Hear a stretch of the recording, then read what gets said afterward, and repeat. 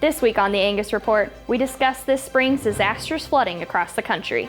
We get a market update from Certified Angus Beef, learn how custom squeeze chutes help streamline livestock handling, and we visit with the 2018 Environmental Stewardship Award recipients, Thunderview Farms. This is the Angus Report. Hello and welcome to the Angus Report. I'm Katie Holdener.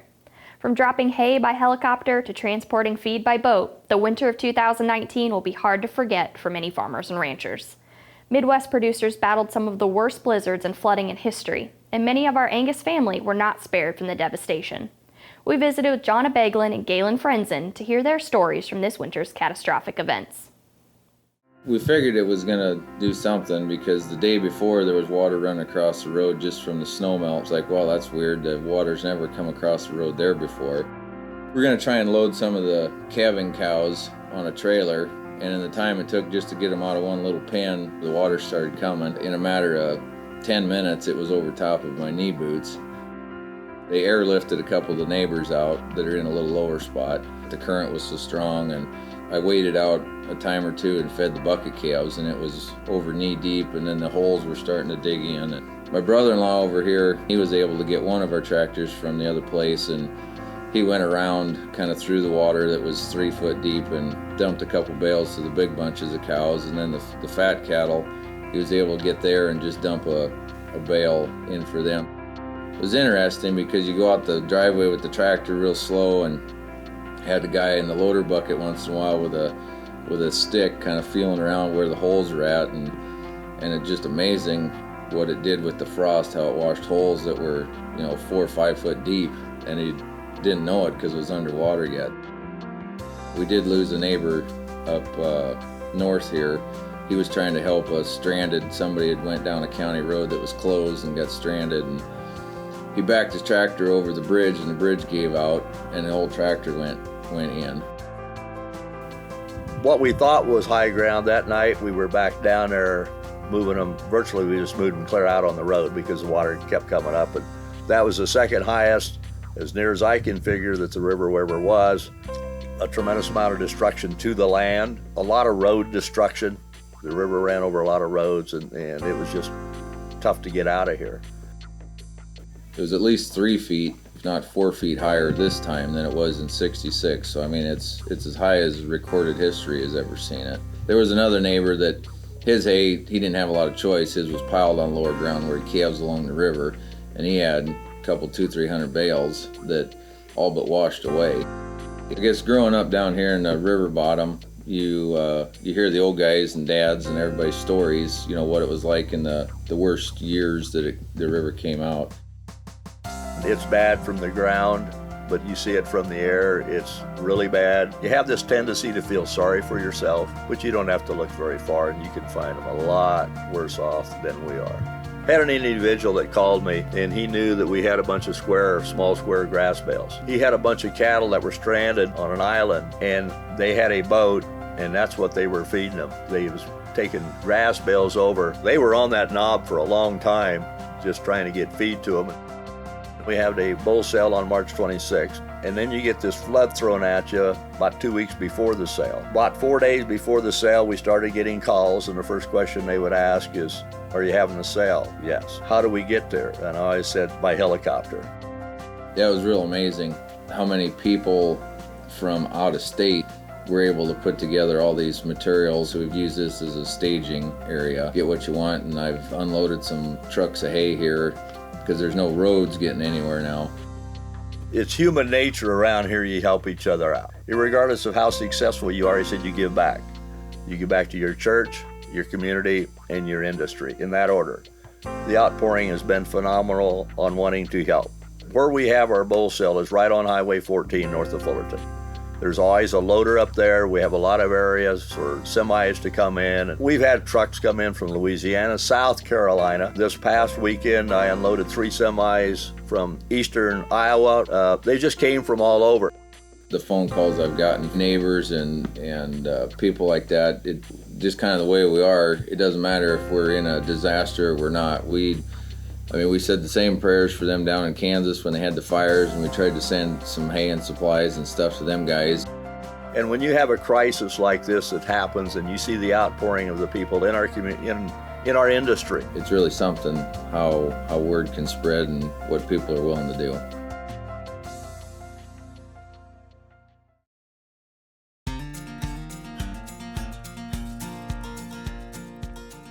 Welcome back. The value spread between choice and select grade beef varies seasonally, but the highs and lows throughout the year are part of a bigger picture with some predictability. Here's Nicole Ursig with more. So Mark, we see different prices for beef, from the price in the grocery store to live cattle price, cutout. Can you explain what all these mean? Yeah, there really are, and you picked up the three big ones. The live cattle price, that's simply the price per pound that cattle feeders would sell cattle to the packer. The cutout is really the wholesale value of the beef. So box beef sales from the packer out to the next level of the distributor and the retailer. Then of course that retail price is that what the retailer or the grocer prices it at that the consumer is paying at the grocery store. So we hear a lot about the beef cutout. Can you explain where that value comes from? Yeah, that cutout is important because the spreads between the different value cutouts is what's so important on fed cattle marketing grids today. And so that cutout value really originates through mandatory price reporting. The USDA collects all of the data of the packer's sales of box beef onto the next tier of distribution, and the price is paid for all those individual pieces and parts, the subprimals and the cuts. Then all that prices are taken and rolled up into a primal price and ultimately calculated up into a total carcass cutout value. And they do that for select and choice and prime and no roll. And the differences between those cutouts is what's so important and we pay a lot of attention to as it relates to demand for premium. So are there certain specific cuts that are driving that price higher? Yeah, I think in the choice select spread, we've historically seen the middle meats really is where the premiums are being paid on the rib and the loin cuts, and therefore we see that choice select spread being largely driven off those cuts. That's changed here recently, and in particular with the Certified Angus Beef brand, where we also have a premium above the choice price in the marketplace, but we see our partners also paying premiums for round meat, chuck meat, ground beef in particular, and so it's driving a premium across the entire carcass. Right now we have record beef supplies, record quality beef supplies. Is that impacting these spreads? It is to some effect. We have produced a tremendous amount of quality beef today between the tremendous grade of what cattlemen have produced along with increased cattle inventory. So those two combined have produced some really large high quality beef inventories in the marketplace. And we've seen those spreads compress just a little bit. But when we look at the Certified Angus Beef spread, it's actually maintained really well considering we have increased sales at a tremendous amount. We think going forward, as cattle supplies get tighter, the demand for high quality is not going away. We see those spreads, we think, will continue to get larger in the future. Thanks, Mark. For the Certified Angus Beef Market Report, I'm Nicole Ursig. We check in now on the latest cattle market news with the Cattle Facts Update. Hello, and welcome to the Cattle Facts Update. I'm Tanner Ahearn. The U.S. is expected to be a net exporter of beef in 2019 for the second straight year. Exports are projected to exceed imports by roughly 160 million pounds. Through the first half of the year, U.S. exports totaled 1.49 billion pounds, while imports were actually larger at 1.58 billion pounds. Year-to-date, beef imports are up 3% compared to 2018, but saw a significant year-over-year decline in June with an 8% drop. This was mainly driven from Australian imports, contra-seasonally moving lower in June. There were a couple of reasons that likely caused the slowdown. Australia is turning their focus towards the Asian markets to help fill the protein void created by African swine fever. Australia is on pace to set a record for beef exports to China this year as the volume has increased almost every month. During that same time, Australian cattle slaughter has narrowed the year-over-year gap, leaving less product for the U.S. to import. So far in 2019, Australian slaughter is up 280,000 head, or 7% compared to 2018.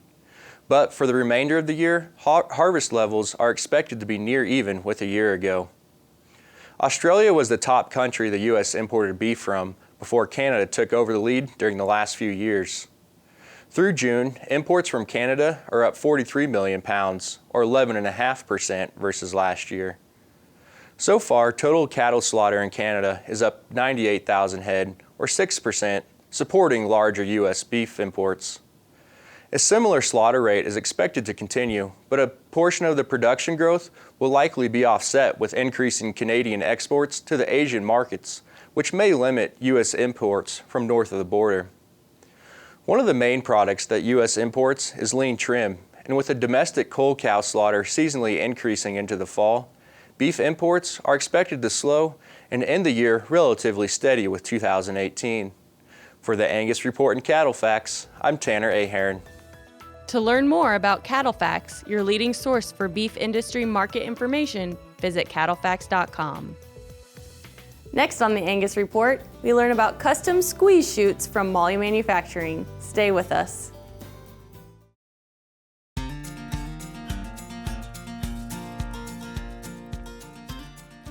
Welcome back. John Mulhagen started building custom squeeze chutes with safety and efficiency in mind. Today, Moly Manufacturing is known for its commitment to providing comfort to livestock and the equipment operator, which ultimately results in additional safety, efficiency, and calmer handling of livestock.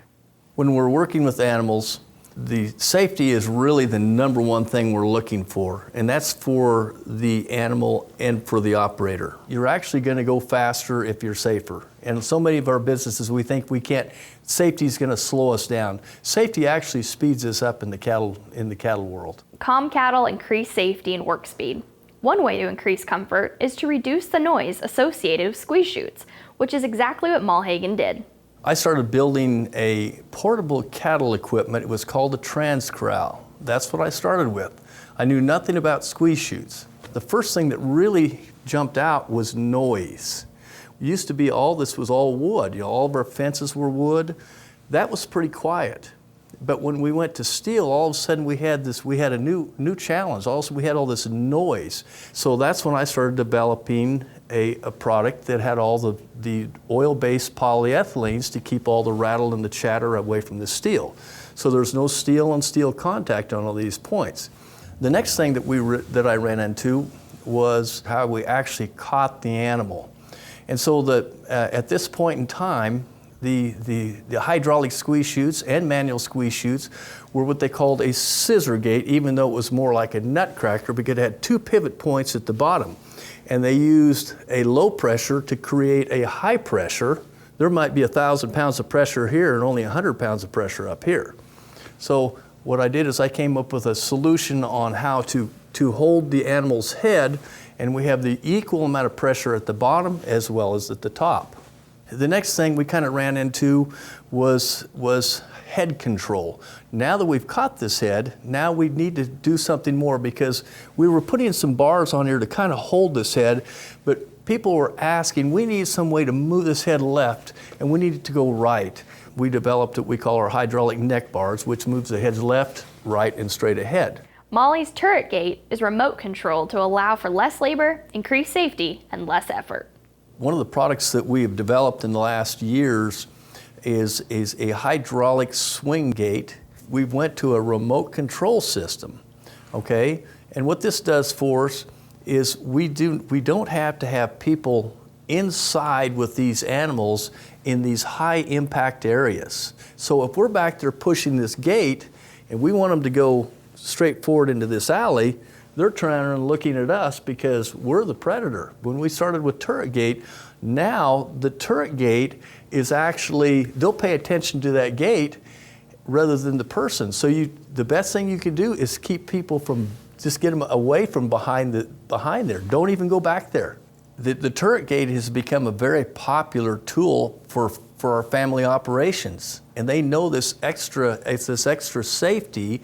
They may have a father that's 80 years old that still wants to go out and help, but his body won't allow him to do it anymore.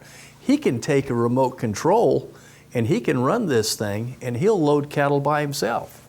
So from a family look, there's a lot of gain right there. Understanding the flight zone of an animal is the key to having calm, cooperative livestock.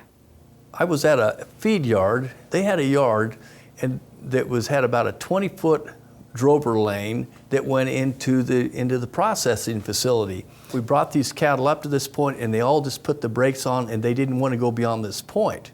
Okay, what it was, we're trying to force cattle into these sheeted sides.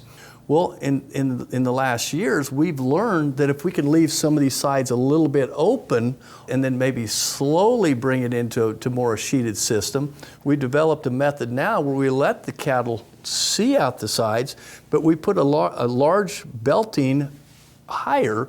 So what this does for them, so the animal starts, if they want to see out, they have to put their head down. And by doing this, these cattle can see out. And so we keep that head down as they're flowing in. The next thing we're going to be talking about is the flight zone going into a silencer. And what we've done is we put belting on the side of it and we call them louvers. You can stand right here and you can't see anything, but if you move over just a little bit in between these louvers, then you can see what's going on. Well, as these animals are entering, we're trying to hold on to the controls. We're trying to stay at the silencer to give vaccinations. Okay, so what we've had to all learn to do is to back completely out of that flight zone of this animal to get the animal to enter. Okay, so by putting this belting on the side, by putting these blinders on the side, it took a lot of pressure off these animals for entering. So we can be right next to the squeeze chute, right next to our silencer, and the animal won't see us to enter. But if we need to see, we just go around this side right here and we can see the animal. By having this equipment in place, we can really reduce a lot of stress for the people working there, and they'll be so much happier when they get done. And they'll do a better job of getting the vaccines in. They'll do a better job of handling the animals. They'll do a better job of identifying each animal correctly. One of the things we've seen, if we start handling these animals correctly in the beginning as calves at the producer level, you know, as a baby calf, and take them through the complete cycle. And these animals that have been handled properly at the very beginning, these are the animals that are going to be, these choice animals. These are going to be what everybody's looking for. Some people think that some of this equipment looks like a lot of money, but all it takes is one work comp claim to pay for a whole system. Visit mollymfg.com for more information on Moly Manufacturing's custom livestock management systems. Up next, we learn about the Coombe family and their commitment to conserving the land. We'll be right back.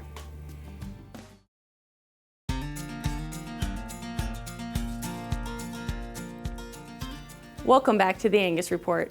Thunderview Farms of Grahamsville, New York is known for their dedication to conserving the land, and because of it, they were recognized as the winners of the 2018 Environmental Stewardship Award. The award program recognizes U.S. cattle producers who use outstanding stewardship and conservation practices and are committed to protecting the environment while running profitable cattle operations. It was just awesome, amazing, shocking. When we saw the 6 finalists there and watched their story being shown on the screen and listened to the dialogue, we realized we had little or no chance. And then all of a sudden we won. And so it was just absolutely mind-boggling. A farm from the Northeast in New York would win. It's the first time ever a farm from New York has won this award. It was beyond exciting. I mean, it was, first of all, you know, you wanted to win, and you figured, okay, all that we did is worth it, and it's, you know, you would do it anyway, the environmental stuff. But at any rate, everybody just jumped out of that table and started hugging each other. It wasn't even funny. It was great. And I guess that what made me feel really good was to see all the other people that had applied. Every single one of them came over to congratulate us in a genuine way. It wasn't any jealousy or anything. It was just wonderful. The farm has been started. We've always taken great care of the environment. My grandfather used to work in NRCS and was always fighting for watershed, and our town happens to be very unique in the fact that we have 2 reservoirs, one on each side of our town, that supply New York City's drinking water.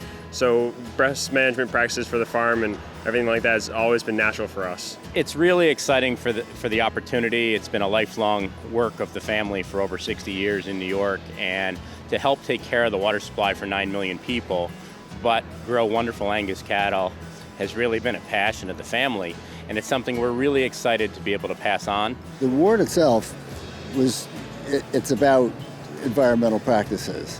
And when we started out our farm, we The things that we did were the things that we felt we should do. Fence the cows out of the water, out of the streams, contour strip cropping, rotational, so on and so forth. And we did those things right from the start. We live in the New York City watershed, and we're about 100 miles north of New York City. Two of their reservoirs are within a short distance of our farm, and the Roundout Reservoir, 57% of all New York City's water goes through that. Part of our farm, the stream that feeds that, goes through a corner of it. We're about 4 miles from that stream, so we're critical. We're in priority 1A for the City of New York's drinking water. So through the city, in a deal that we made with them, they basically pay for us to fence our cattle out of the streams, to put in a water system so we can rotationally graze our cattle, put in heavy use pads so that we can feed the cattle and also collect the manure. We are obligated to a nutrient management plan and a spreading schedule. There's fields on the farm that we cannot put manure on when there's snow cover. We can only put a certain number of loads of manure on per acre based on this nutrient management plan. And lo and behold, all of a sudden our pasture growth was better, our crops were better, and more importantly our weaning weights went up by over 100 pounds. And we found that good environmental practices also made for better beef production and a better bottom line for us. Well, we have a great partner in the Watershed Agricultural Council, which was an organization founded about 20 years ago, I guess now, and they are our partners in this process. They're partners with Cornell University, and they bring out the best management practices to us. We get together and we talk about what we need, and we broke everything down into farm goals and environmental goals, and we tried to find common ground so we could solve farm issues and do that in an environmentally responsible way. And it's been a great partnership, and it's a wonderful opportunity to work with a bunch of experts. But I think the other thing is we're willing participants. We really, really want to do right, and it's been good for our bottom line. And it's produced wonderful cattle. We're ecstatic about the cattle. They've been very functional in the pasture. They've been recognized in the show ring. And we think that's what it's all about. If we can add more pounds to the cattle and sell quality breeding stock, it's a win-win for everybody. I really am looking to use the best of a lot of different practices from every different kind of field, and conservation is definitely and the environment are number one on my concern when I plan to take over the farm in the future. So it's trying to use all the different information, take all the different information I can and put it to use, and trying different new ideas. And it was always cool to grow up with it and learning about it. And I hope that other people can look in and see that there's more than just what's happening right now. It's more about the future and how are we supposed to reach that 9 billion, feeding 9 billion people by 2050. It's using these practices like that'll help us get there. That's a wrap for this week's Angus Report. Tune in next week for industry-leading news and education. And be sure to subscribe to our YouTube channel, Angus TV, for more highlights from the association. See you next week.